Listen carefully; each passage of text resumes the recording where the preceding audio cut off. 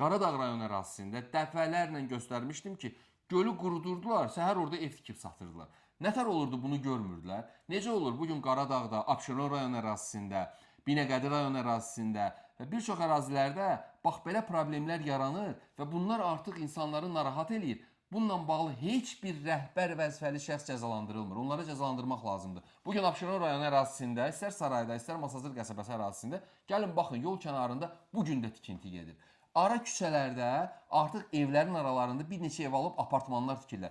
Görünmür bunlar. Yəni necə olur bütün bunları həyata keçirəndə, hər bir məsələlər həll olunanda icra başçılarını biz sosial şəbəkələrdə çox səliqəli, gözəl tədbirlərdə görürük. Amma onların xüsusi nümayəndələri var ki, maklerlərlə, lazım adamlarla rayon ərazisində çox yaxşı işlərini görürlər.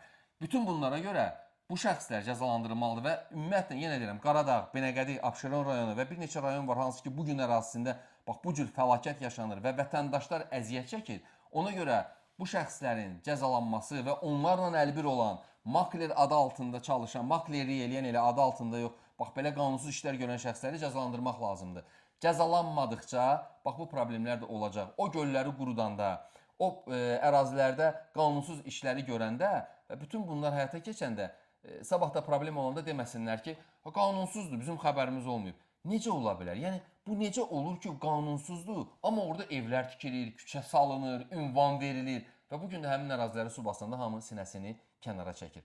Buna görə bilirsiniz, həm məncə belə deyək də ilahi qarşısında, həm də dövlət qarşısında, qanun qarşısında siz cavab verəcəksiniz və bunun geci tezi var. Bu qədər olmaz. Çünki vətəndaşlar yazıqdır.